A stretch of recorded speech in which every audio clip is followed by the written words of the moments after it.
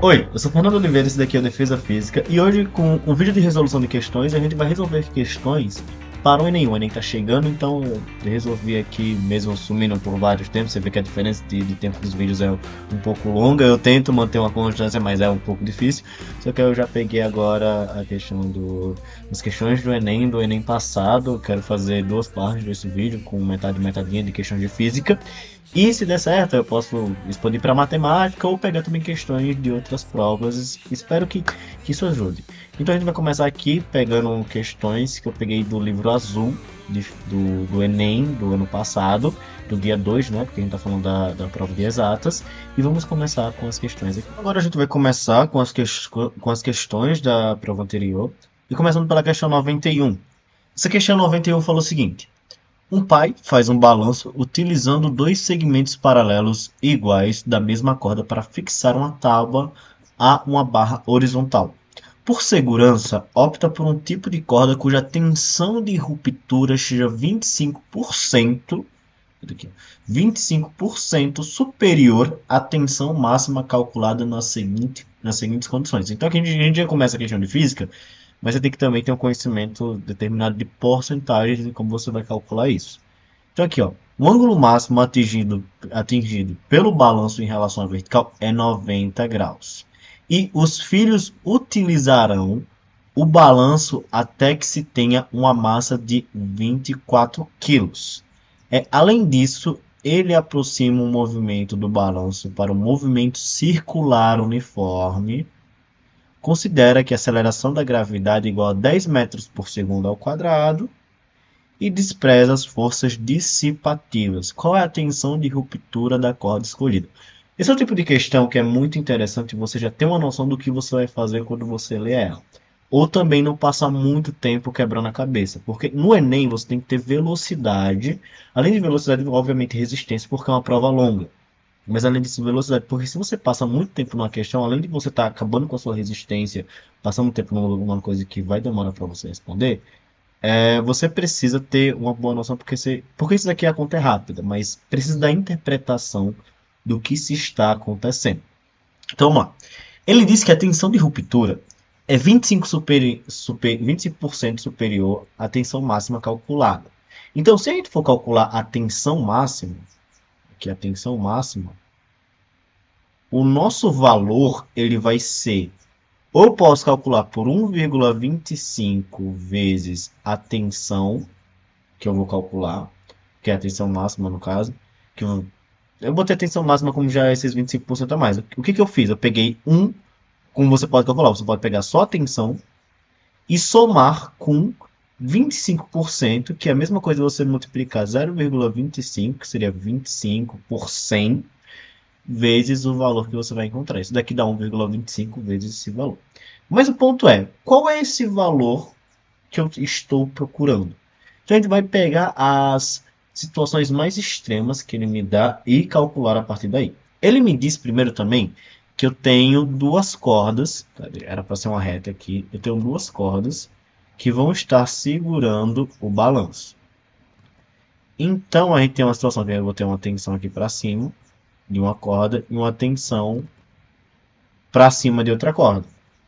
Tá só pegando o que a questão está me dando e imaginando a situação para assim responder o que ele está querendo.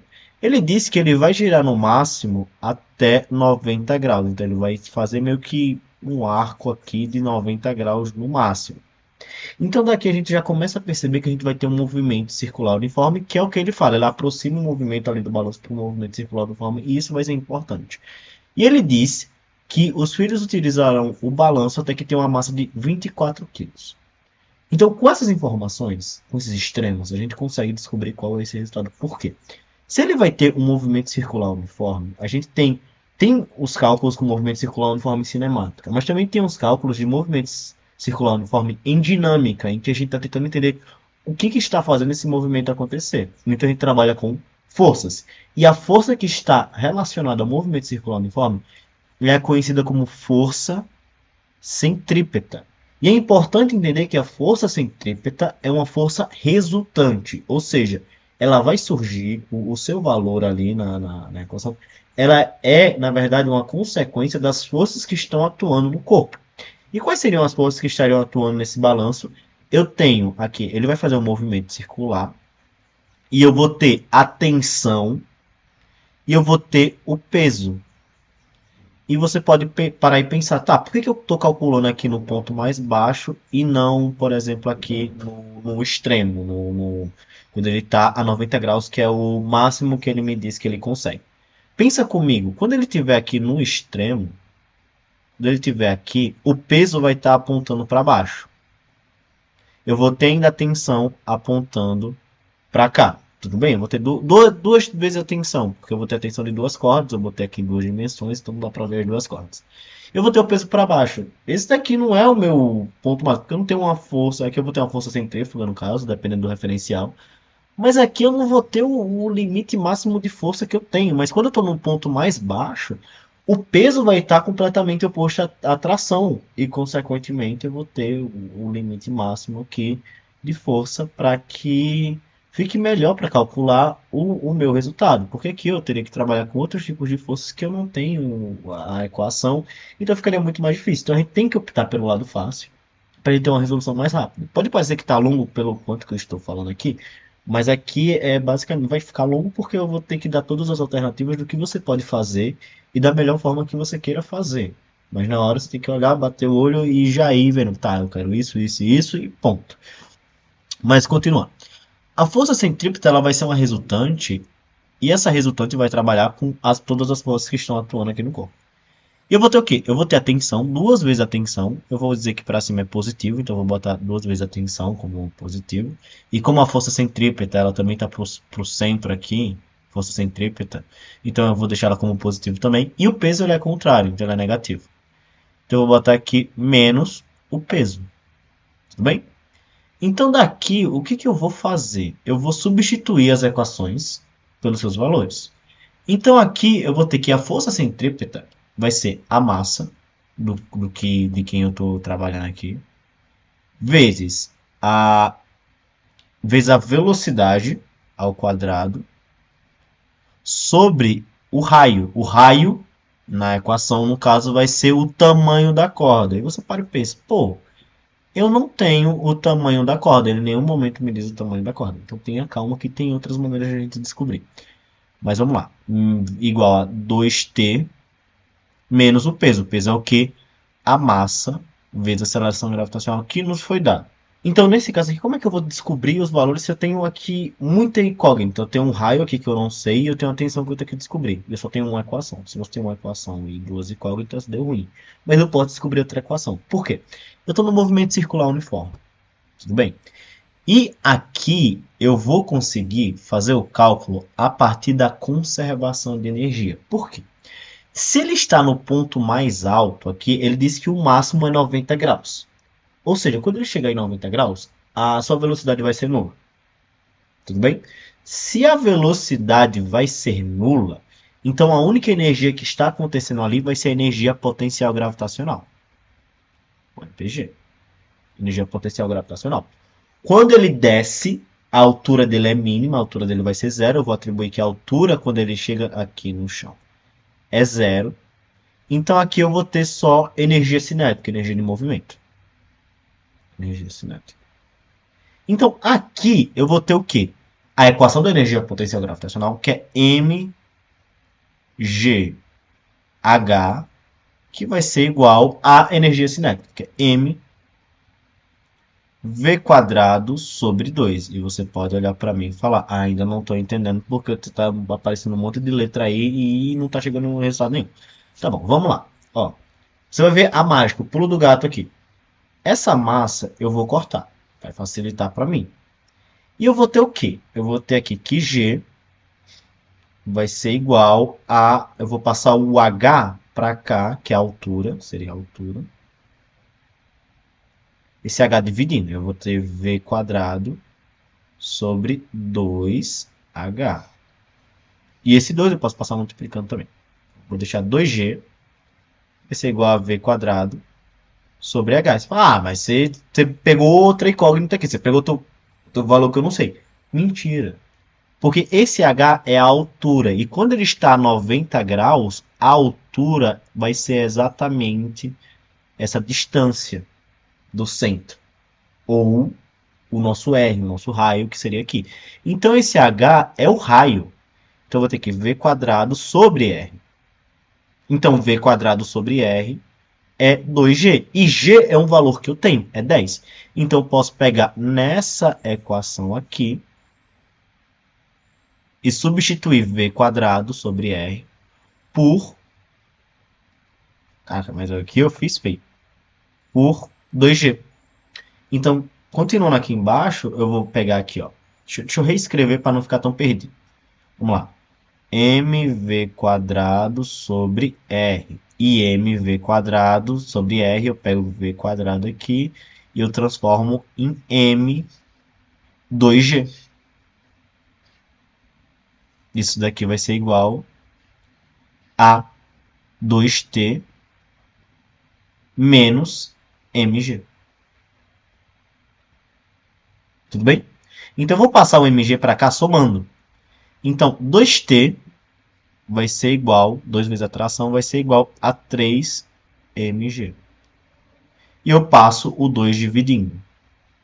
T vai ser igual a 3 sobre 2 mg. E uma dica que eu dou assim, para quando você estiver fazendo qualquer cálculo, eu sei que pode parecer meio que não fazer sentido, mas sempre é muito melhor você trabalhar com letras e no final você coloca números. Porque aqui, o único cálculo que eu vou ter que fazer é substituir a massa e a gravidade. E qual é a massa? A massa é o limite, é a maior massa possível, vai ser 24 kg. Então aqui eu vou botar 3 sobre 2 vezes 24 e vezes a aceleração da gravidade, que é 10. 24 sobre 2 é 12. Aí 12 vezes 10 vai ser 120. 120 vezes 3, esse aqui 0, aí 3 vezes 2 dá 6 e 3 vezes 1 dá 3. Aqui dá 360 newtons. Aí você, 300, não, a resposta não é 360. Volta para o começo, ele disse que é 25% a mais que esse limite, que esse valor de tensão máxima que eu vou conseguir. Então, porque se fosse esse o valor, então se você botasse uma criança de 24 quilos lá e fizesse esse limite, a corda ia estourar e fudeu. A criança caiu, deu ruim, morreu, não dá muito certo não. Então eu vou ter que calcular, vou fazer os 1,20, eu posso fazer 1,25 vezes t ou 0,25 vezes t mais o valor original. Aí vai da sua vontade o que você acha melhor. Então eu vou botar 125, vou botar aqui 1,25 vezes 36. É vezes 360, mas quando você tem um zero a mais, no final é só adicionar um zero. Então aqui 6 vezes 5 dá 30. 6 vezes 2 dá 12, com mais 3 dá 15. E 6 vezes 1 dá 6, com mais 1 dá 7. 3 vezes 5 dá 15. 3 vezes 2 dá 6, com mais 1 dá 7. E 3 vezes 1 vai dar 3. Aqui vai dar 0. 5, 5 dá 10. 7, 7, 14, mais 1, 5. E 1 mais 3 dá 4. Tudo bem? Aqui eu adiciono um zero, mas eu tenho duas vírgulas aqui. Eu tenho uma vírgula passando duas casas. Então aqui dá 450, que é a resposta da letra D. Talvez a questão ficou um pouco longa, eu estou vendo aqui o tempo do vídeo, a resposta e tudo mais. Porém, eu estou tentando fazer da maneira mais didática que dê realmente para entender o que eu estou fazendo. Mas, como quem manda é quem está assistindo, quem estiver assistindo, viu essa questão e tudo mais, pode falar aí se ficou muito longa a explicação, se ficou muito curta, se deu para entender o que está ficando confuso e tudo mais. Vocês podem colocar aí nos comentários que eu vou vendo. E a partir disso eu vou melhorando as explicações com base no que quem está assistindo está achando. Mas vamos continuar para a próxima questão, que é uma questão, um texto gigante. Mas eu não vou demorar tanto para responder essa quanto a outra.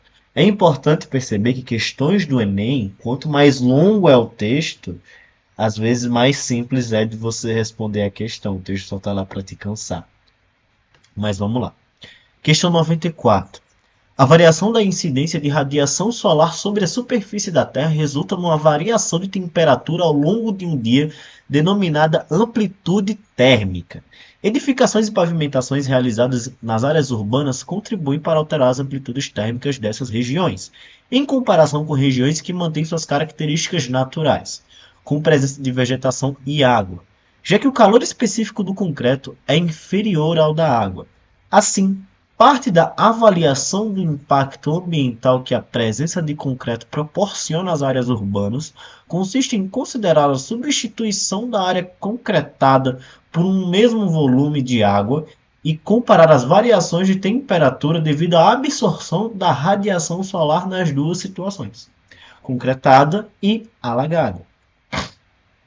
Desprezando os efeitos da evaporação e considerando que toda radiação é absorvida, ou seja, situações ideais, essa avaliação pode ser realizada com os seguintes dados. Aí ele dá a densidade da água e do concreto, e ele dá o calor específico da água e do concreto. A razão entre as variações de temperatura nas áreas concretadas e alagadas é mais próxima de... Então vamos lá, questão gigante. Mas o que ele está pedindo para mim?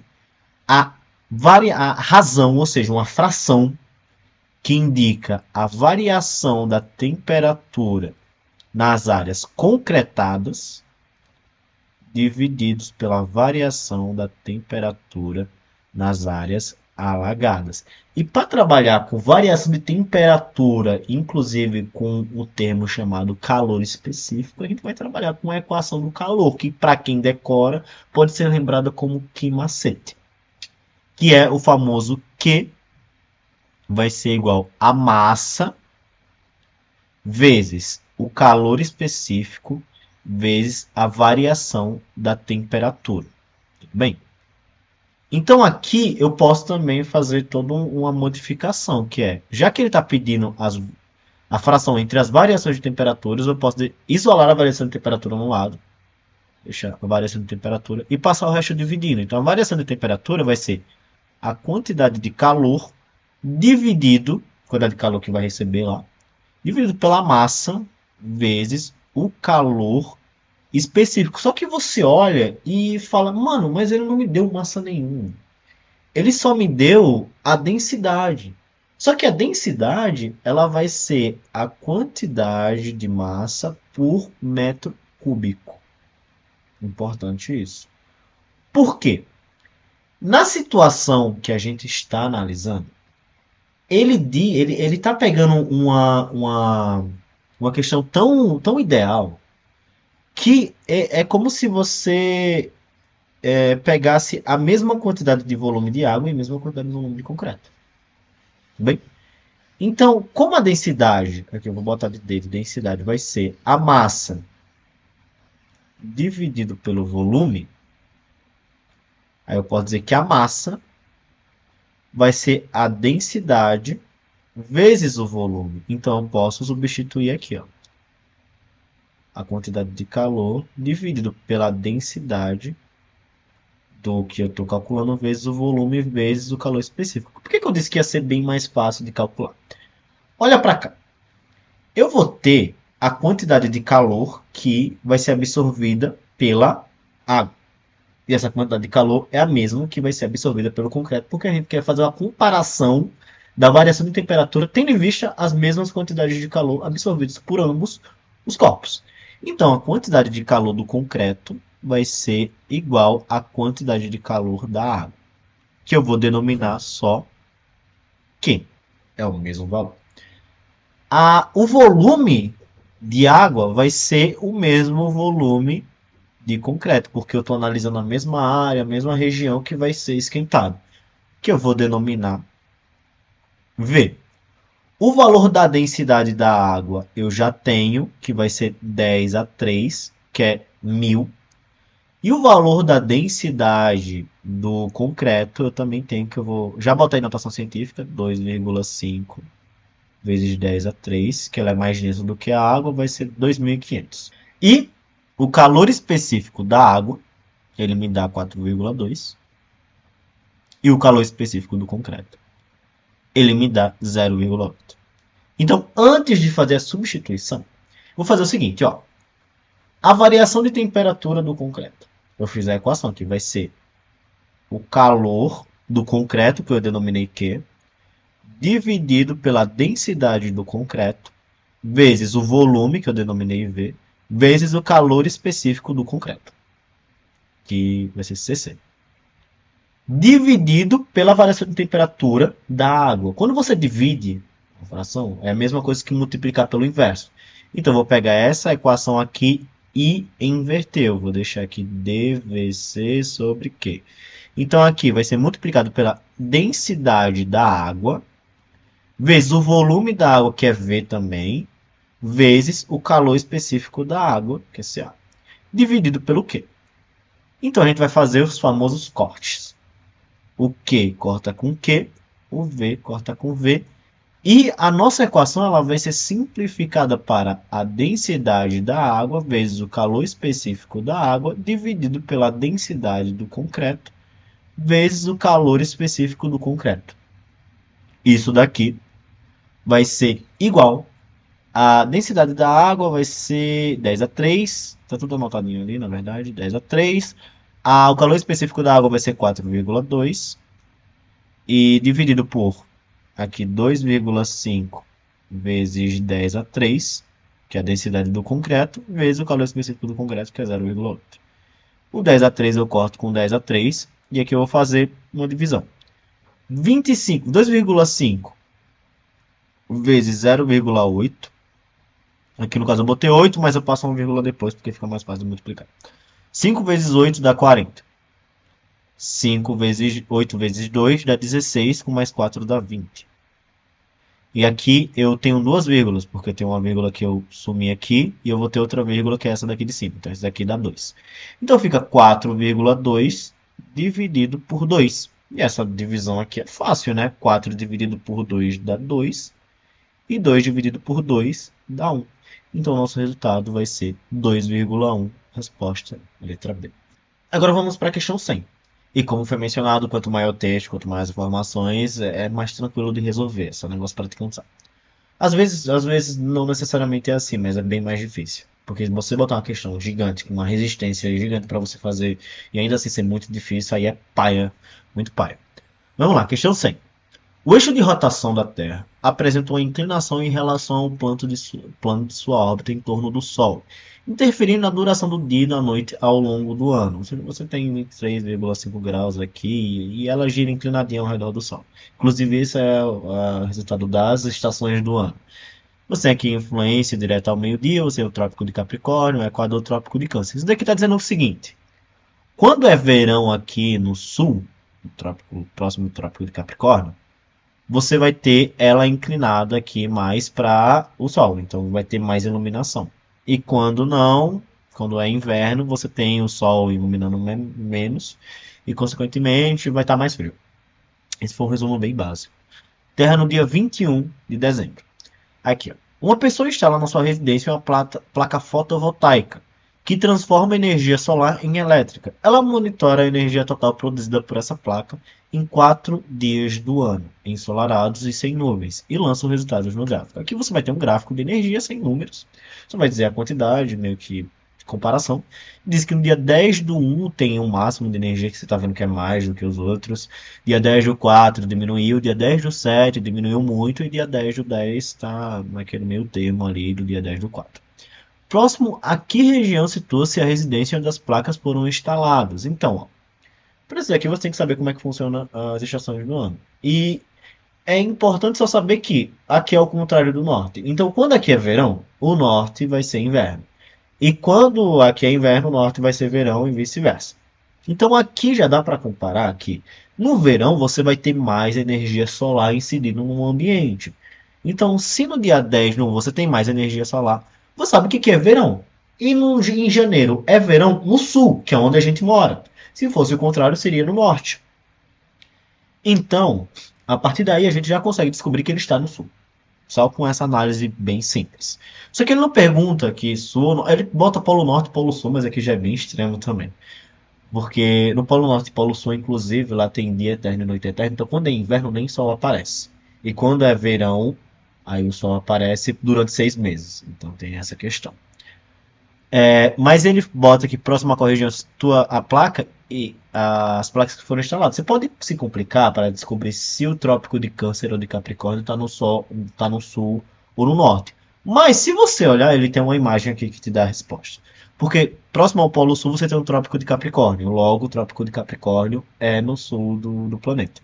E o Trópico de Câncer é o contrário. Então, como essa pessoa que está no sul, porque é verão em janeiro, então a gente pode dizer aqui que ele está no trópico, próximo ao trópico de Capricórnio. Poderia ter uma confusão com relação ao Equador, mas no Equador, como ele está bem ao centro, aqui o Sol vai incidir muito mais durante a primavera e o outono.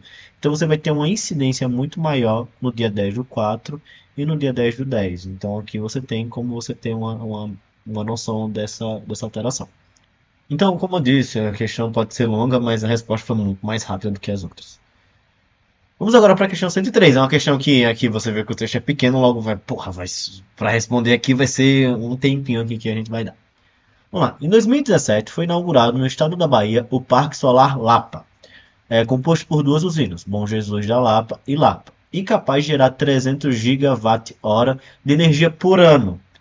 Considere que cada usina apresenta potência igual a 75 MW, com o parque totalizando uma potência instalada de 150 MW. Eu vou dizer uma coisa que eu não gosto dessa questão, na verdade é uma coisa boa, mas ela me atrapalhou muito. 150 MW. Considerando ainda que a irradiância solar média é de 1.500 watts por metro quadrado e que a eficiência dos painéis é 20%. Nessas condições, a área total dos painéis solares que compõem o Parque Solar da Lapa é mais próxima dele. Essa questão aqui, na verdade, é simples. E ela trabalha com regra de 3. Você pode se atrapalhar nela se você pensar muito. Porque ele dá vários valores. Ele diz que é 300 gigawatts hora por ano. Ele dá que cada potência é 75 megawatts, mas ele já dá que as duas juntas vai ser 150 megawatts. Então você vê um monte de números, você pensa, pô, vou ter que usar todos. Mas não, ele já me dá aqui que a potência instalada em toda a situação é 150 megawatts, ou seja, 150 vezes 10 a 6 watts. Então aqui a potência total aqui que ele está gerando vai ser de 150 vezes 10 a 6 watt. Tudo bem? E ele diz que a irradiância solar média é de 1.500 watts por metro quadrado, ou seja, é quanto que tem de radiância solar, quanto de energia solar está chegando ali por metro quadrado. Só que ele fala que 20% é a eficiência, ou seja, desses 1.500 watts por metro quadrado, ele só vai pegar 20% dessa energia e transformar na sua potência. Então, basicamente, eu vou pegar aqui 1.500 e multiplicar por esses 20%, que é 0,2. Isso daqui é a mesma coisa fazer 150 vezes 2, e isso daqui é igual a 300 watt por metro quadrado. Então, se a gente for ter, eu botei 13, a gente for ter 100% de eficiência, é como se tivesse 300 watts por metro quadrado. Você para e observa, ele tem isso. Como é que eu vou chegar no resultado? Mano, regra de 3.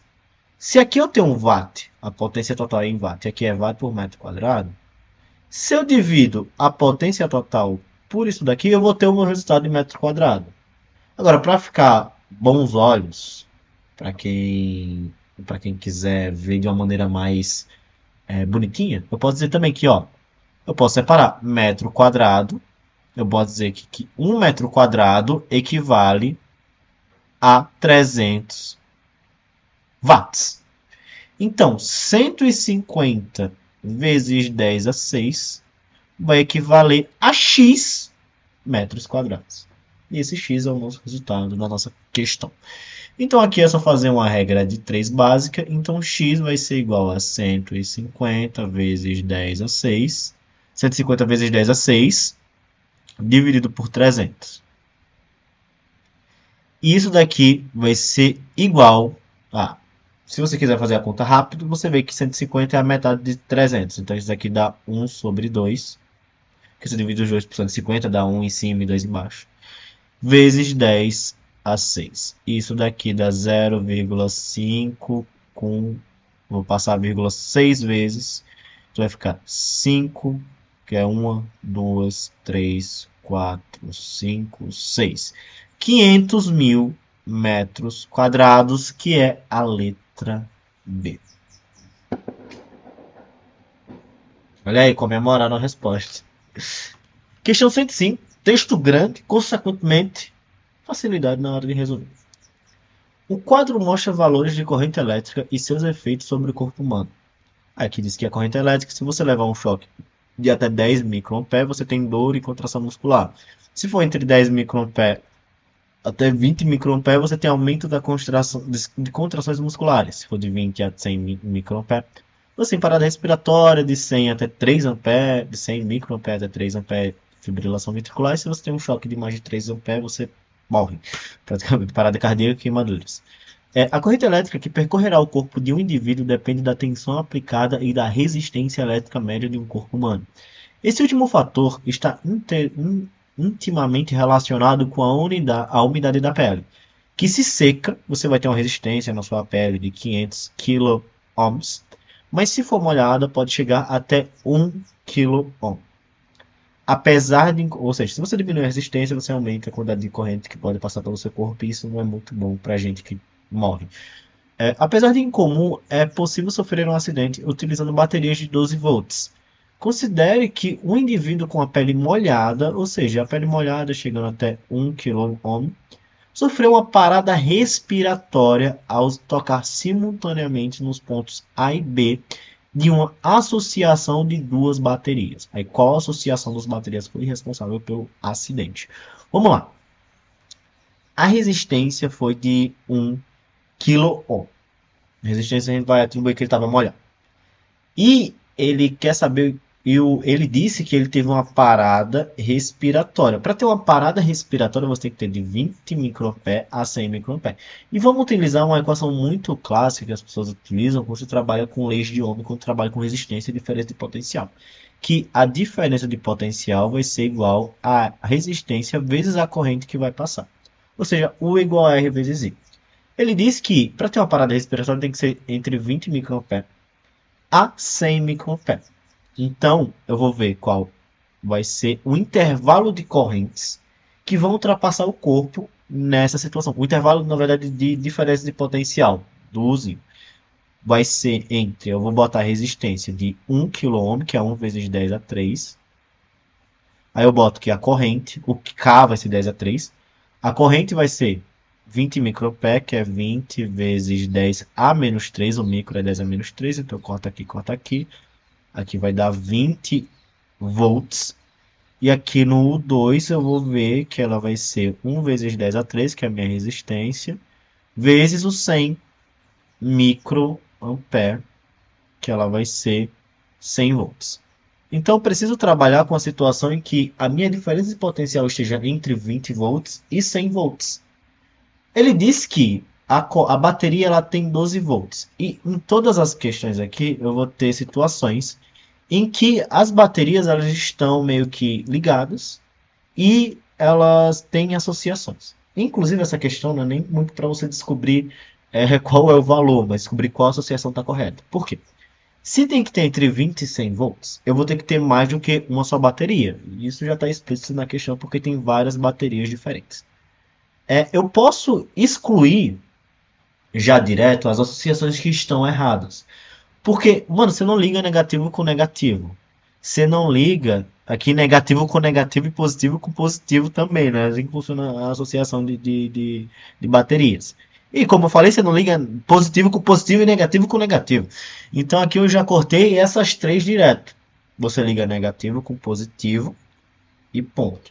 Só que, para a gente ter uma noção, quando você tem associação também de resistores, mas quando você tem uma associação de baterias, se você quer uma diferença de potencial maior, você tem que associar em série, ou seja, uma após a outra ligados por um fio.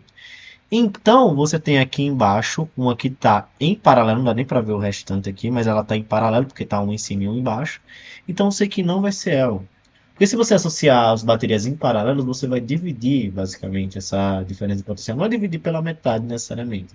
Pode até ser, mas você tem um cálculo diferente. Mas quando você junta em série, você tem o seu valor calculado somando.